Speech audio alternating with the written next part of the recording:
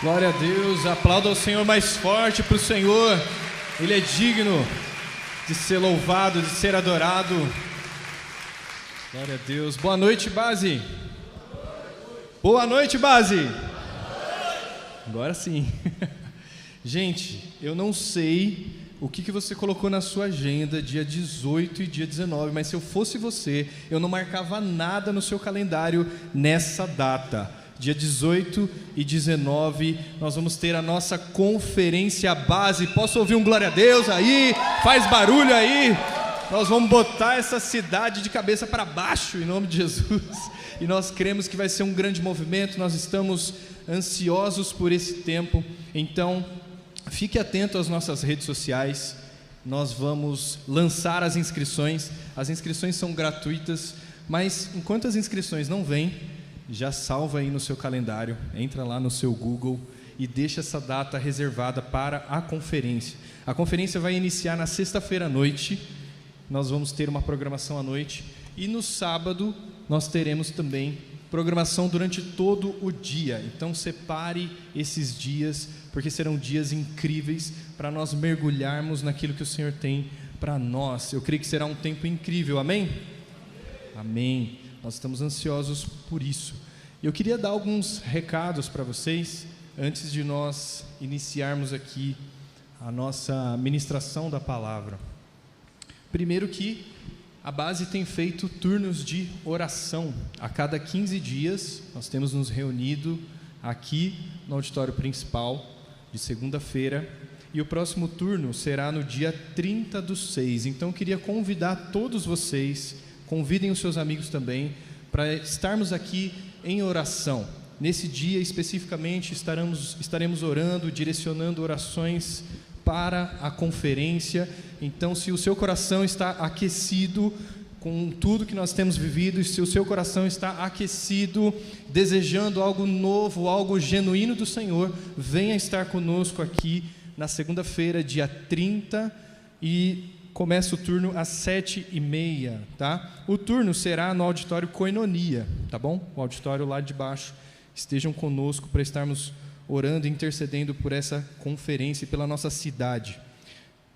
A escola de oração Éden. Eu não sei se você já fez a sua inscrição, mas nós vamos ter uma escola de oração e adoração, que será uma semana todinha com ministrações manhã, tarde e noite aqui na igreja.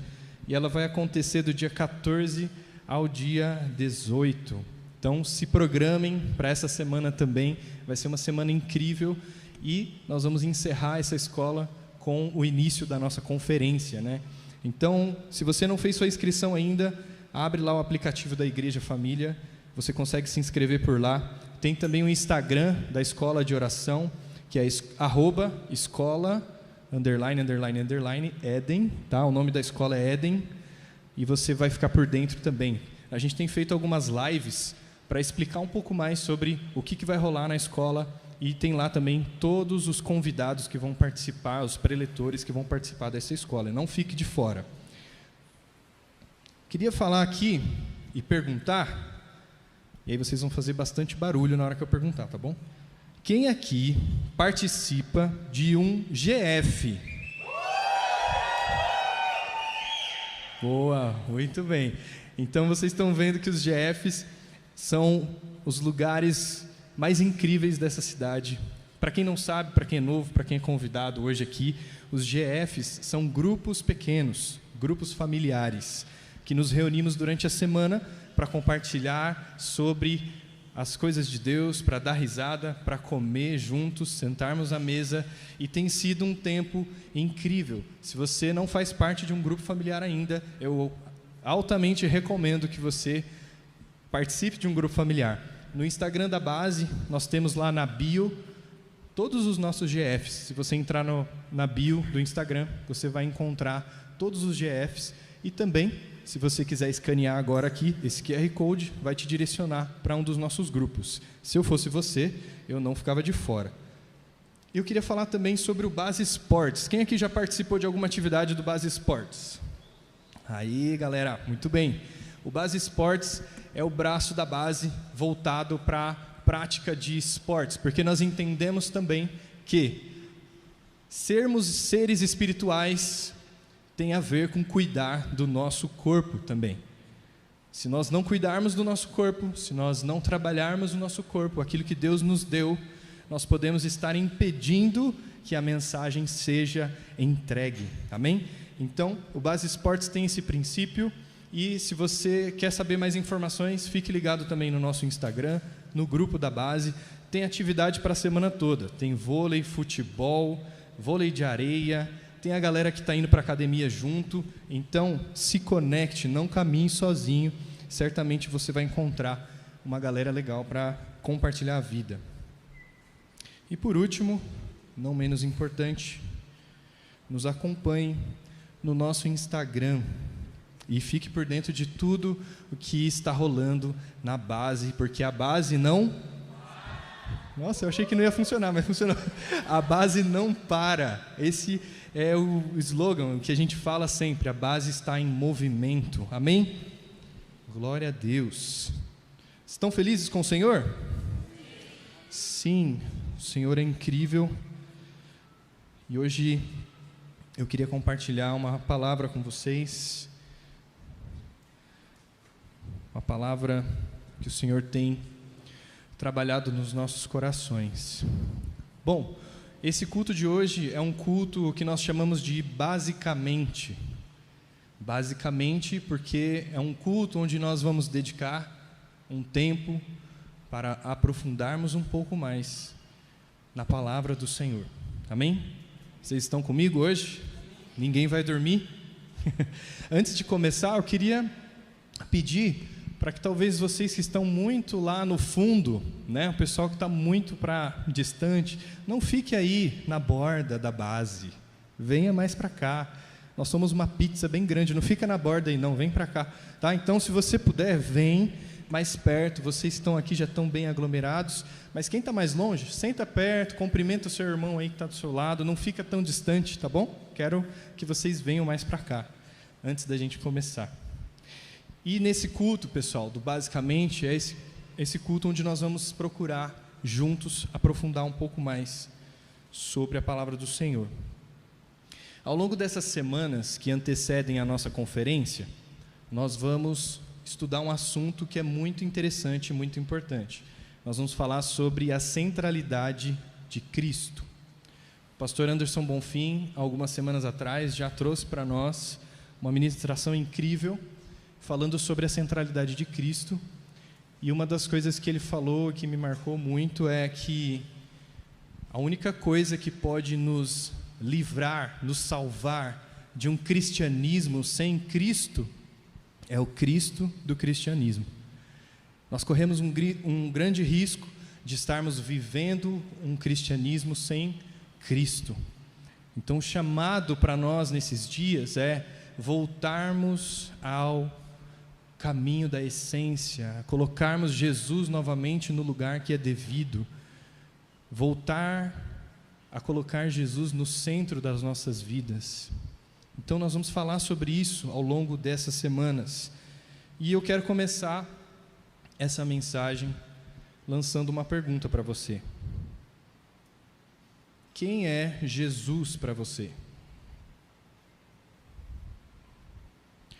O que realmente significa ter Jesus no centro da sua vida? Porque quem é Jesus para o mundo, nós já sabemos. O mundo diz que Jesus foi um grande profeta, o mundo diz que Jesus foi um grande líder, o mundo diz que Jesus foi um homem muito bom. Mas quem é Jesus para você? E o título dessa mensagem é a glória incomparável de Cristo, a imagem, o senhorio e plenitude. E eu queria convidar você a abrir sua Bíblia no Novo Testamento. Se você trouxe sua Bíblia física, agora é hora de usar. Se você está com o seu celular, é hora de abrir aí a Bíblia. Vamos abrir lá no Novo Testamento, no livro de Colossenses. E se você não trouxe a sua Bíblia, eu acredito que nós vamos projetar aqui também para você. Livro de Colossenses, capítulo 1, do verso 15 ao verso 20. Vou esperar você pegar aí. Colossenses, capítulo 1, dos versos 15 a 20. Amém? Glória a Deus. Colossenses 1,15 diz: Ele é a imagem do Deus invisível, o primogênito de toda a criação, pois nele foram criadas todas as coisas, nos céus e na terra, as visíveis e as invisíveis, sejam tronos ou soberanias, poderes ou autoridades, todas as coisas foram criadas por meio dele e para ele. Ele é antes de todas as coisas, e nele tudo subsiste. Ele é a cabeça do corpo, que é a igreja. É o princípio e o primogênito dentre os mortos, para que em tudo tenha a supremacia. Pois foi do agrado de Deus que nele habitasse toda a plenitude, e por meio dele reconciliasse consigo todas as coisas, tanto as que estão na terra quanto as que estão no céu, estabelecendo a paz pelo seu sangue derramado na cruz. Feche seus olhos, vamos orar juntos. Pai, nós te louvamos, te agradecemos, Senhor. Jesus, nós te pedimos que o Senhor abra os nossos ouvidos nessa noite, nós queremos te ouvir. Abra os nossos olhos espirituais, nós queremos enxergar e queremos ter revelação, Senhor, de quem é o Senhor.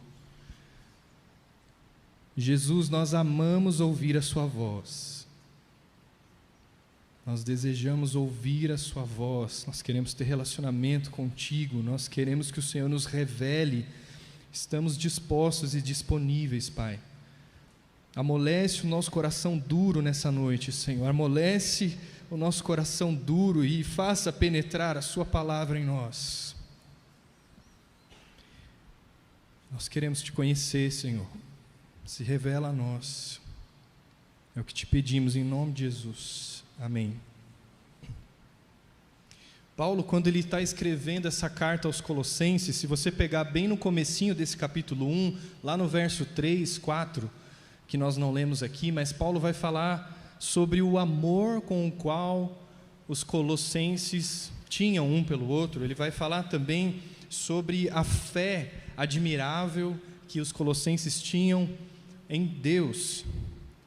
E também Paulo vai falar que Colosso, né, essa igreja de Colosso, era uma igreja que frutificava, era uma igreja que estava crescendo, frutificando.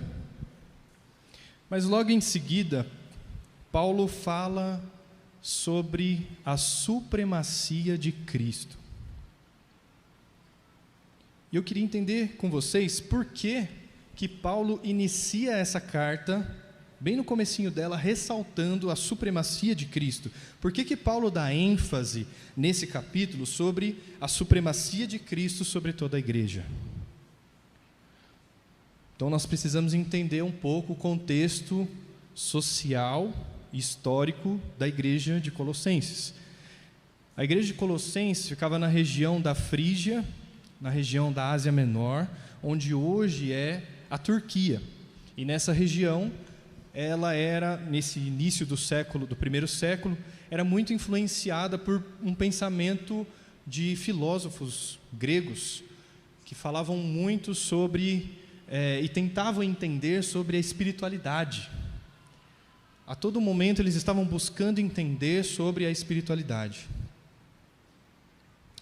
E naqueles dias, esse pensamento começou a se espalhar nessa região, e alguns irmãos começaram a ser influenciados por esse pensamento.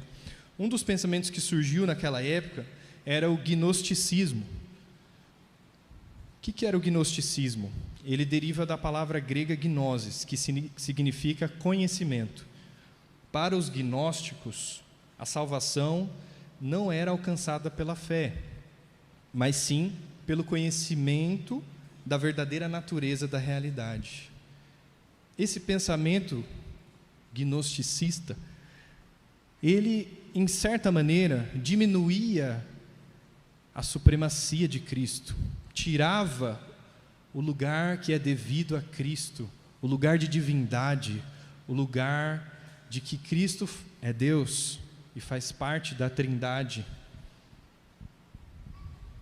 E pouco a pouco esse pensamento começa a influenciar a igreja de Colosso, dando palco então para várias doutrinas e falsos ensinos. Inclusive alguns estudiosos dizem que os gnósticos começaram a misturar um pouco o cristianismo com o gnosticismo e começaram a criar o seu próprio evangelho. Então Paulo decide escrever essa carta aos Colossenses.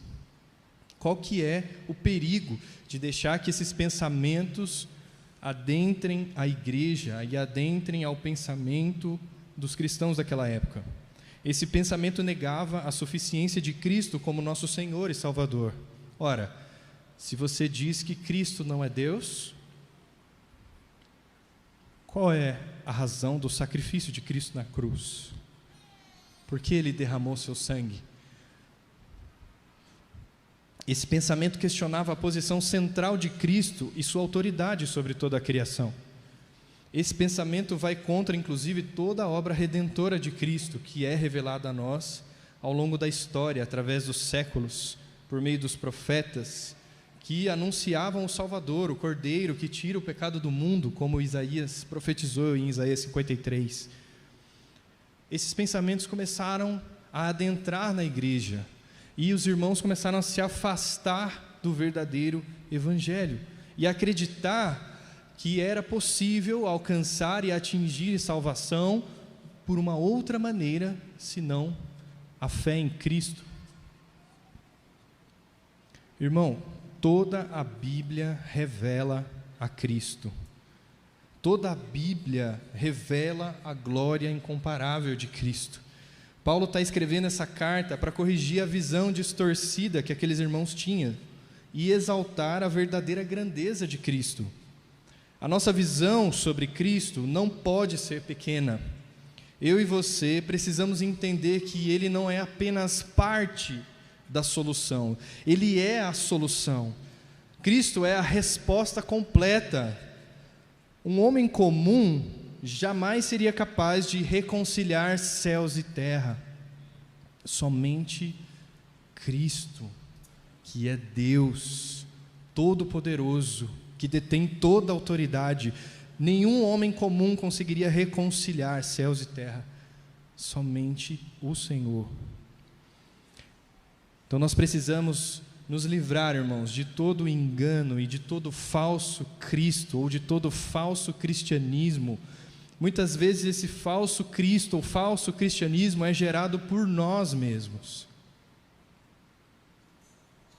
E a pergunta que fica é: como não sermos enganados com falsos cristos, ou com falsos ensinamentos, ou com um cristianismo falso? Você sabe aquelas pessoas que trabalham no banco? Ou então pessoas que trabalham no mercado? Elas mexem com dinheiro o dia inteiro, né? O tempo todo. E não sei se você já reparou, eles fazem algo muito curioso. Como eles lidam com dinheiro o tempo todo, eles precisam diferenciar, saber diferenciar uma nota falsa de uma nota verdadeira. Vocês já viram isso? Eu acho impressionante. Então, só de pegar a nota na mão, né? Alguém trabalha em banco aqui? Olha lá. Eu vi que você está concordando assim, porque é verdade, né? Então, quem trabalha em banco, só de pegar na nota, já consegue perceber. Ou quem trabalha em mercado também, né? Consegue distinguir o que é uma nota falsa e uma nota verdadeira. Mas você sabe como essas pessoas conseguem adquirir essa habilidade? Elas gastam tempo com a nota verdadeira. Elas gastam muito tempo com a nota verdadeira. Elas olham cada detalhe dessa nota, elas olham o relevo dessa nota, os desenhos. Então, quando ela vê uma nota falsa, rapidamente ela já identifica. O que eu quero dizer com isso? Para não sermos enganados, nós precisamos gastar tempo com Cristo verdadeiro. Nós precisamos gastar tempo com a sua palavra. Nós precisamos gastar tempo em relacionamento genuíno com o Senhor.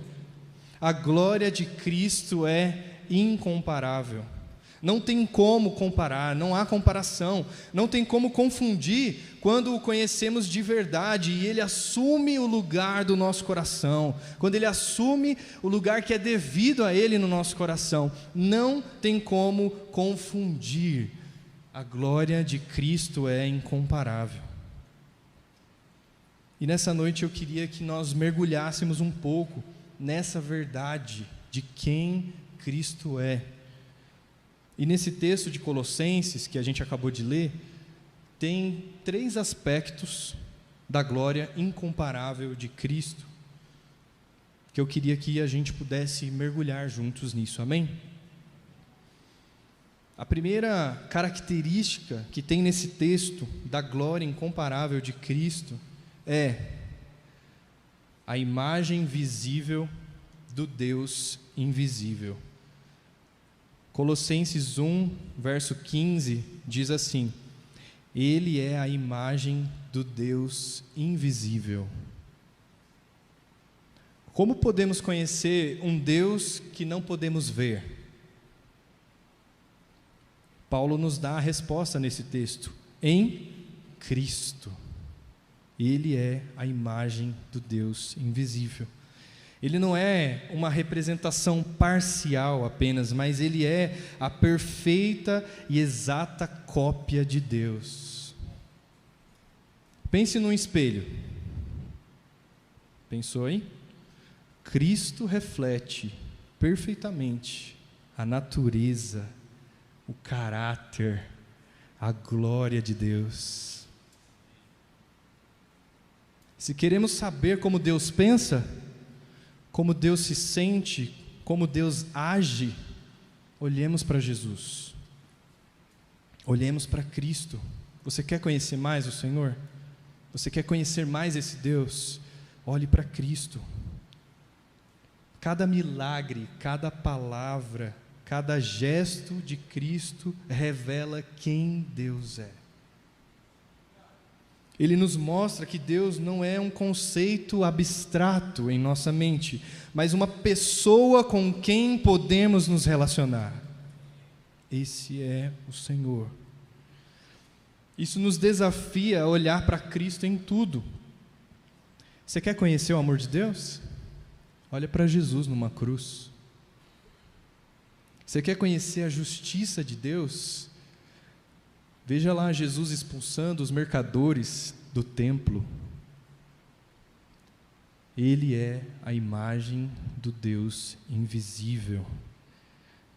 Essa é uma característica da glória incomparável de Deus. Ele é a imagem do Deus invisível. Se queremos conhecer a Deus, precisamos olhar atentamente para Cristo, precisamos gastar tempo com Ele, precisamos entrar no nosso quarto e dedicar tempo em falar com o Senhor, precisamos sair da superfície e começar a mergulhar mais fundo, precisamos ler intencionalmente a nossa Bíblia, precisamos orar no nosso quarto e pedir pelo Senhor: traz avivamento em minha vida. Eu não quero ser mais o mesmo, eu não quero viver uma vida rasa, eu não quero viver um cristianismo sem Cristo. Esse desespero precisa estar dentro do nosso coração, um desespero por buscar o Senhor, Senhor dos senhores, e olhar para Ele e começar a encher o seu coração de amor pelo Senhor. Nós precisamos conhecer a Cristo. Outra característica da glória incomparável de Cristo nesse texto é o senhorio sobre toda a criação. Colossenses 1, 15 ao 17 diz assim: Ele é o primogênito de toda a criação, pois nele foram criadas todas as coisas, nos céus e na terra, as visíveis e as invisíveis, sejam tronos ou soberanias, poderes ou autoridades. Todas as coisas foram criadas por Ele e para Ele. Ele é antes de todas as coisas e nele tudo subsiste. Não se trata de Cristo ter sido criado primeiro, mas sim da sua preeminência e soberania absoluta sobre tudo o que foi criado. Ele é o originador e o herdeiro de toda a criação. Preeminência, essa palavra significa colocar em primeiro lugar. Jesus é herdeiro de toda a criação. Tudo foi feito por meio dele. O verso 16 diz: porque nele foram criadas todas as coisas no céu e na terra. Ele é o Criador. Isso significa que nada existe que não tenha sido feito por Ele. No verso 17 diz assim: Ele é antes de todas as coisas, e nele tudo subsiste. Ele é o sustentador. O universo não se desfaz porque Cristo o mantém unido. Uau! É poderoso isso, não é? Ele é a cola que segura toda a existência. Esse é o Senhor Jesus, a qual nós servimos. Se Cristo criou e sustenta tudo, então Ele é o Senhor de toda a nossa vida, não apenas da parte espiritual, irmãos. Nós precisamos entender isso, nós dividimos muito a nossa vida. Ele é o Senhor de toda a sua vida. Ele não é o Senhor somente do sábado, Ele não é o Senhor somente do domingo, Ele é o Senhor de todos os dias da sua vida. Ele é o Senhor da sua profissão, Ele é o Senhor das nossas finanças, Ele é o Senhor dos nossos relacionamentos, Ele é o Senhor dos nossos sonhos. Ele é soberano. A sua vida só faz sentido em Cristo. Se Ele é o Criador e sustentador, então a sua própria existência tem propósito nele. Não há áreas das nossas vidas que esteja fora do seu domínio. O Senhor é poderoso, Ele é soberano. Ele é soberano sobre todas as coisas. Outro aspecto que nós vemos nesse texto sobre a glória incomparável de Cristo é a plenitude de Deus e cabeça da igreja. Colossenses 1, do verso 18 ao 20, vai dizer: Ele é a cabeça do corpo, que é a igreja. É o princípio e o primogênito dentre os mortos, para que em tudo tenha supremacia. Pois foi do agrado de Deus que nele habitasse toda a plenitude, e por meio dele reconciliasse consigo todas as coisas, tanto as que estão na terra quanto as que estão no céu, estabelecendo a paz pelo seu sangue derramado na cruz. O verso 18 diz que ele é o cabeça do corpo, que é a igreja, é o princípio e o primogênito dentre os mortos. Cristo não é apenas parte da igreja, irmãos. Ele é a cabeça vital, a fonte de vida e autoridade para o corpo, que é a igreja. Ele é a direção, a instrução. Como pode um corpo existir sem estar conectado à cabeça? Vocês já viram isso? Nunca vi também. É impossível viver se não estivermos conectados à cabeça. Ele é o cabeça. Versículo 18 diz: para que em tudo tenha a preeminência. Ele tem que ter o primeiro lugar. Preeminência significa primeiro lugar. Em tudo. Na igreja, na nossa adoração, nos nossos planos, nas nossas decisões. O verso 19 diz: porque foi do agrado de Deus que nele habitasse toda a plenitude. A totalidade da divindade está em Cristo. Ele não tem uma porção de Deus, Ele é Deus manifestado em carne. Isso é crucial para combater as falsas doutrinas que diminuíam essa divindade de Cristo. Se toda a plenitude de Deus está em Cristo, então não precisamos de mais nada. Não precisamos de nenhuma outra fonte de sabedoria, não precisamos de nenhuma outra fonte de poder, não precisamos de nenhuma outra fonte de salvação. Tudo o que precisamos está nele. Isso nos liberta de querer buscar satisfação em outras coisas ou acreditar que precisamos de algo mais além de Cristo para ter uma vida plena e abundante. Ele é o cabeça, Ele detém o governo e a soberania sobre nós, amém? Então, diante dessa verdade, diante dessa soberania de Cristo que acabamos de ler juntos aqui, a pergunta que fica é: qual deve ser a nossa resposta diante disso? Qual deve ser a nossa resposta diante disso? A nossa resposta tem que ser em adoração profunda e genuína.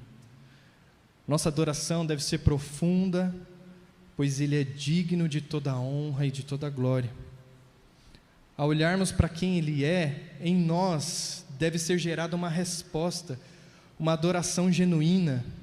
E a adoração não se resume a algumas músicas que cantamos no culto. A adoração é uma resposta a quem Ele é, uma resposta à sua majestade. Cristo reconciliou céus e terra por meio do seu sangue derramado na cruz. Isso tem que gerar um uau dentro do nosso coração. Isso tem que nos constranger ao ponto de reconhecermos a grandeza de Cristo e a sua majestade. Olhar para a grandeza incomparável de Cristo tem que gerar uma resposta no nosso coração. Tem que borbulhar o nosso coração quando olhamos para Ele, e isso tem que gerar uma adoração genuína. Eu não sei quando foi a última vez que você adorou em espírito e em verdade, que você realmente entendeu o que você estava fazendo, que você simplesmente não levantou a mão porque alguém pediu, mas você se prostrou porque você olhou para Cristo, sentado num alto e sublime trono, repleto de glória, com as mãos furadas. Olhar para o Senhor, para essa grandeza incomparável de Cristo, tem que gerar uma resposta de adoração profunda e genuína. Olhar para a glória incomparável de Cristo também tem que gerar em nós uma resposta de confiança plena no Senhor. Não precisamos temer o futuro ou as circunstâncias, pois aquele que sustenta o universo também nos sustenta. Ele é soberano. Não confiar plenamente que Cristo está no controle revela um coração que não o conhece verdadeiramente. Assim como aqueles discípulos que estavam amedrontados no barco, enquanto Jesus dormia em meio à tempestade, sem que soubessem de fato quem estava com eles naquele barco no mar da Galileia.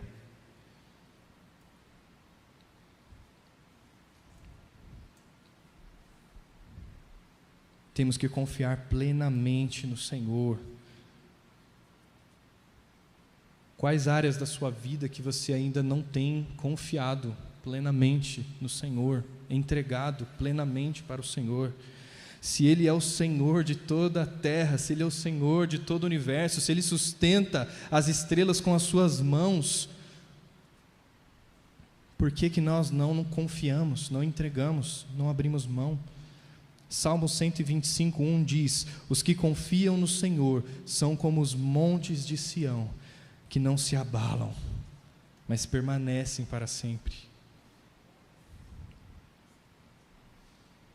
Olhar para a glória incomparável de Cristo tem que gerar em nós uma resposta em submissão total. Se o pessoal do louvor quiser já ir subindo, a gente já está indo para o final.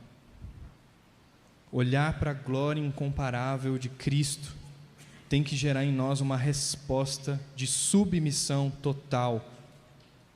Se Ele é a cabeça e tem preeminência em tudo, então nossa vida deve ser de rendição e obediência à sua vontade.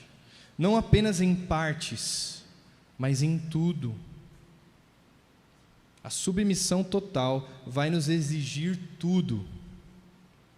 E submissão significa estar sob a missão, debaixo da missão. Submissão exige renúncia, quebra do nosso ego, é tirar a nós mesmos do trono e devolver o trono do nosso coração para Cristo. Isso é submissão. Submissão vai exigir tudo de você. A submissão vai quebrar o seu ego. A submissão vai te levar para um lugar de se humilhar diante do Senhor. Por quê?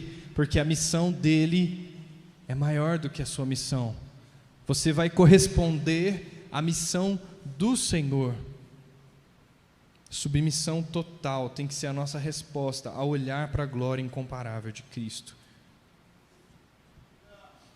E ao olhar para a glória incomparável de Cristo, nossa resposta tem que ser em evangelismo contagiante. Se nós temos aquele em quem habita toda a plenitude de Deus, por que não compartilharíamos com o mundo? Nós temos que mostrar ao mundo um Jesus que eles ainda não conhecem. Nós temos que mostrar ao mundo aquele que é a imagem do Deus invisível. Nós temos que apresentar ao mundo o Cristo que é Deus e que criou todas as coisas e que veio ao mundo, se fez carne, habitou entre nós, nos revelou o Pai, por sua obediência morreu na cruz e por meio do seu sangue nos reconciliou com Deus e nos salvou. Nós precisamos compartilhar isso. Olhar para a glória incomparável do Senhor tem que gerar isso no nosso coração, tem que nos despertar e nos impulsionar para falar isso aos quatro cantos dessa terra, a mostrar isso no nosso trabalho, na nossa faculdade, na nossa família. A glória incomparável de Cristo. Só há salvação para nós em Cristo Jesus, amém?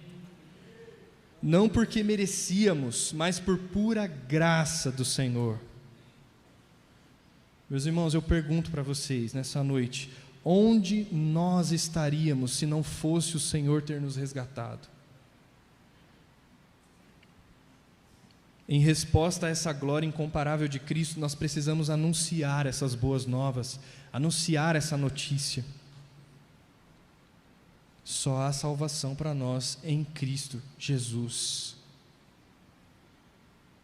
Olhar para a glória incomparável de Deus tem que gerar em nós desejo pelo Senhor, intimidade profunda pelo Senhor. 3, 4. Eu não sei como você está hoje, mas eu quero convidar você a examinar a sua própria visão a respeito de Cristo. Quem é Cristo para você? O que Ele representa para você?